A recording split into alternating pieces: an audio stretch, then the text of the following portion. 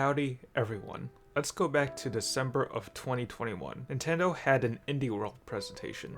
I watched it because sometimes they announce some pretty good stuff, like Gnosia. Gnosia is a pretty underrated game, by the way, go play it. Around the end, there was one more game left to be shown. Is it Silksong? No, this isn't Silksong. What the is Omori? Omori was developed using RPG Maker by some online artist named Omocat. After a Kickstarter campaign and 6 years worth of delays, the game dropped on PC on December 2020. What else dropped that month? Oh yeah, Cyberpunk dropped. No wonder I never heard of Omori. Well, a year and a half later, it released on everything else, including Xbox, Switch, and PlayStation 4. I decided to play on PC through Game Pass. All I knew going in is that it is a colorful, charming, and wholesome RPG that gets dark because of that M rating slapped onto the box art, and the wave of trigger warnings I've seen about this game. Oh, and consider that a warning. There's a lot of up stuff in this game. If you don't vibe with up stuff, get out and I don't know, play something more comforting, like that part in Resident Evil Village where you're getting chased by a MILF. Oh, and of course, I am not a mental health advisor, I am just an asshole talking about video games. Just thought I should make that clear. I thought it was best to go in knowing as little as possible. Similar to this other indie title called Doki Doki Literature Club. I already knew the twist, so playing that game just seems pointless to me at this point. I don't want to make that mistake with Omori. Oh, and consider that a spoiler warning. I highly recommend going into this game as blind as possible. In short, play this damn game. That's my spoiler-free review. So, does this live up to the hype? Let's find out. I wake up as Omori in the white space. There's a computer, tissues, a journal with weird drawings, and a cat. No, I can't pet it. Oh, and I also find a knife. Eventually, this door becomes unlocked. Once I come through, I meet my friends. Kel, the immature one, Aubrey, the tomboy, and Hiro, the older and wiser one.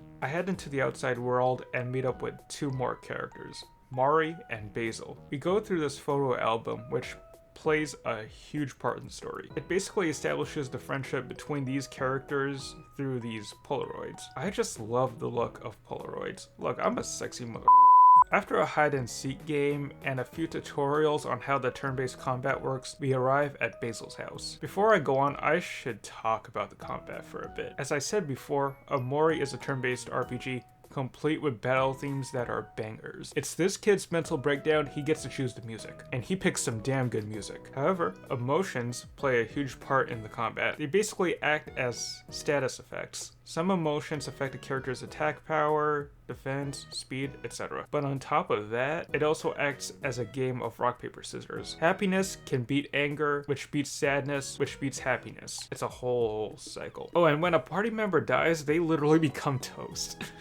That's funny. After I get to Basil's house, I decided to take a break from the game. Turns out that the picnic baskets I've been passing by acted as save points.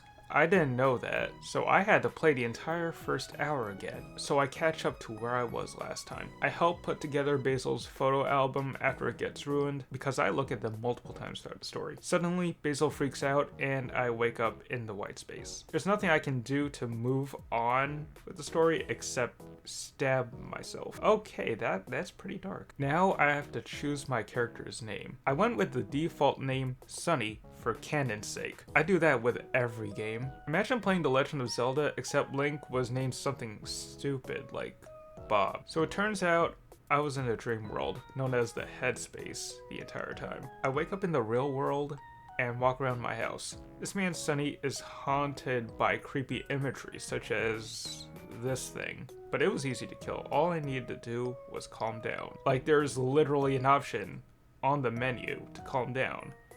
And it got rid of this guy. I find myself another knife and put some steak in the microwave. And oof, everything's getting all trippy again. And I wake up in the white space once more. This time I get myself this little hangman puzzle that I can complete by finding keyboard keys throughout the headspace. Once we go out, it is revealed that Basil is missing, so now we gotta go find him. I checked his place and ran around a forest. I get lost because I have zero sense of direction. Eventually, I find where I have to go. I climb this big ass ladder and arrive in this town called Otherworld. We wander into the home of Captain Space Boyfriend. Weird name, I know. He's sick, and the only way to cure him is to find an old cassette tape in the junkyard. So we head there. Not before literally destroying the Earth though. This is epic. Another thing I should bring up are the creative enemy designs. One minute I'm fighting this cute little bunny and orange, and the next I'm literally fighting dial-up internet. This was my mortal enemy as a kid. AOL. I also met the Life Jam guy. I was expecting him to yell out, "Oh yeah!" Instead, he sells me some healing items. Oh, and there's also this sweet little moment where we all just stare at the moon. I'm gonna be there sometime, maybe when this whole bear market ends. I get to the cassette tape, but it gets snatched by a sprout mole. I get to her and I need to battle a loading screen.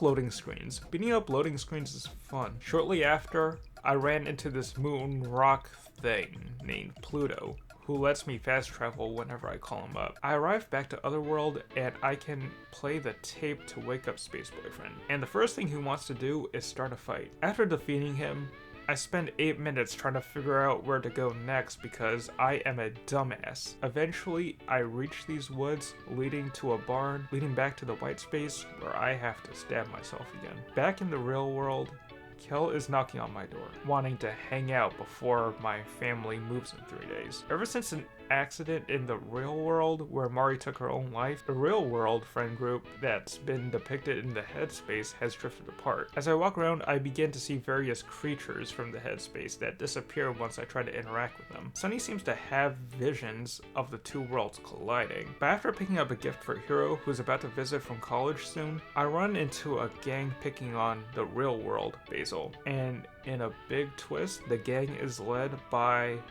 Aubrey, who now has pink hair for some reason. So now it's time to fight. It ultimately ends with this man Sunny pulling out a knife like the goddamn savage he is. Everyone freaks out, but no one is saying anything about Aubrey literally having a Negan bat. You saw what Negan can do with one of those things? Like, this man literally turned Glenn into some Popeyes. After taking Basil back to his house, Kel and I are tasked with looking for his photo album, which Aubrey allegedly has on her. We run around town fighting all her friends. I found out quickly that the story still goes on regardless of whether I win these fights. So I just mash the A button constantly and hope for the best. I lost every single fight. Eventually, Aubrey is found at the town church, which really just builds up more tension between the friends. Either way, we find the album in a trash can outside Aubrey's house and bring it back to Basil. While fixing up the album, I discover the real-world versions of the Headspace photos. It seems to be sweet, but at the same time heartbreaking knowing that this friend group is all torn apart. While having dinner at Basil's place, he excuses himself upon finding out that Sunny is moving away. When I go up to check on him, he flips out and sees I'm seeing too. It looks like Mari's death has affected these two characters the most. After that, I return home to fight Spider-Man and go to sleep. Back to Headspace. Basil is still missing. I try to head back to the forest, but a hot dog is in the way, so I head north instead. After going through this long series of puzzles involving train tracks and spider webs, I reach a kingdom full of sprout moles, or mole sprouts. I don't really remember the name, but whatever. We get front row seats to this dating show in which Sweetheart, Captain Spaceboy's ex, looks for a new husband. These sprout moles suck. Hiro is in the audience looking like Giga Chad, but Hiro is all like, nah, I'm good. So we all get thrown in the dungeon. We run around. Mari is here because, oh yeah, it's a dream world. After escaping the dungeon, we get to explore the castle and do some side quests, such as poorly baking a cake, sending some sprout moles to the dungeon, learning about some disturbing lore, throwing tomatoes, and of course, level grinding. Well, I'm leveled up, so now I'm ready to fight Sweetheart. It was a long fight, but I eventually whooped her ass. But then Captain Spaceboy flies by to take her back and get married. Don't do it! It's a trap! It's a trap! Oh, too late. Never mind. You're screwed, man. F. So back in the normal world, I'm running errands with Kel. We start chilling, but quickly find out that Basil is missing. I eventually find him by a lake, but first I gotta fight Aubrey's gang. Time to mash the A button again. And oh, I lost the fight. I'm not surprised at this point. After that, Aubrey pushes Basil into the lake. It's up to Sunny to get over his fear of drowning. I fight what looks like something the Deep from the Boys would and ultimately save his friend. Fortunately, Hiro then appears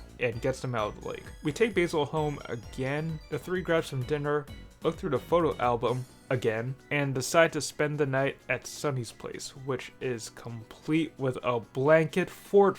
Yeah. Back in the headspace, I find that all my friends are missing. Mari's still around though. She convinces me to go swimming and reach a brand new region. A water area! Damn it! I hate water areas. Apparently all my friends are forced to work for free at this casino, so now it's time to get them back. First, I grab Kel and go exploring. I lose a game of slots along with a bunch of my money. I find a ball pit. Oh, and I saved Aubrey, and stonks are up. I then take down 2 bosses in a row and get Hiro back as well. Turns out the headman in charge, Mr. Jawsome, is a pretty awesome guy. Was that a pun? Once I'm out of the casino, I run into Sweetheart. She split up with Spaceboy after like a day. I warned him, so I go exploring more, fight some mussels and fish bunnies. I love the enemies in this game. Oh, and I found this talking tree that made me boost my stats. This all ultimately leads me to the most frustrating part of the game, Humphrey. Humphrey is a whale, a pretty chill whale. He lets you go inside him. No, not like that, you degenerates. This whole section consists of puzzles that are pretty creative, but I have 0 patience for. So I check online for the solutions. Oh, and there are also some cutscenes in which Sweetheart is pissing off these 3 witches. And who has to deal with the fallout of Sweetheart's bullshit? Us. So we beat the witches, but we're not done yet. Humphrey is hungry, so we gotta fight him too. Once again, these fights take forever, but we get through them because, I don't know, power of friendship or some bullshit. My next task is to look for the rest of the keys and finish the Hangman puzzle. Thank you, Internet, for helping me out. Completing the puzzles brings me into the black space, where Omori must confront his darkest thoughts. Doors are everywhere, and they all lead to creepy, nightmarish imagery. At one point, I have to cut a cat open. What the f***, Omo cat? Turns out that all I needed to do is grab a key from this butler. Wow, my first instinct was to murder my own cat. That's pretty messed up. I wake up from the nightmare and end up back in the real world. I walk to the bathroom and, yo, Bloody Mary, your breath stinks. Talk to Hiro for a bit and go back to sleep. The next morning, we find out Aubrey is missing. We head to her place, which is a complete mess. The 4 of us have a long talk and go through the photo album again. This time adding some new photos with Mari. They all make up and agree to spend the day together before moving away. We can't pet Aubrey's bunny though. That sucks. Why can't we pet these animals? We chill at Sunny's old treehouse, have this emotional moment, and finish off the night at Basil's place. Unfortunately, he's locked up in his room. The main party all spend the night chilling in the living room anyway, and honestly, this is a sweet moment. I hope it doesn't get ruined with more creepy imagery. It got ruined with more creepy imagery. This guy's fingers are getting chopped off. So I collect more Polaroids, I put them together in an album, and the big twist of the game is revealed. On the night of their recital, Sunny pushed Mari down the stairs, killing her. After that, Basil helped Sunny make it look like a suicide, and the entire time they were filled with so much guilt and trauma. And as a result, Sunny created Omori and this little RPG-like world as a way of coping. Holy shit, Omocat, you're insane. I admire that. Seriously, this game is a huge gut punch. After a confrontation with Basil that leads to Sunny getting stabbed, we get a series of flashbacks. We get peeks into the moments from the various photos, right before Sunny faces Omori, the final boss. I do get killed a handful of times, but eventually I defeat him, and hopefully Sunny leaves the headspace behind once and for all. Sunny wakes up the next morning in the hospital. He's supposed to stay in bed probably, but he's like, you know what, screw these injuries, I'm walking around. He meets up with everyone else and they all enter Basil's room. Sunny looks right at them and we see the words, "I have to tell you something," meaning that Sunny is probably ready to open up about the truth of Mari's death. Roll credits. Yeah, Omori is one of the best games of the decade so far, only beaten by Hades. I don't regret going into it blind. minus some Google searches to get through some of the puzzles. The cartoon-like art style of all these enemies is beautiful. The combat isn't entirely groundbreaking, but it is still pretty solid and works well. Though the writing is what makes it stand out. The story is amazingly and beautifully told. It tackled these serious themes in what I thought was a pretty respectful and effective manner, and the characters are so damn likable. This is definitely one of my favorite indie games and favorite RPGs of all time. I just want merch if it exists. Oh there is merch. Damn it, I'm tempted to spend money.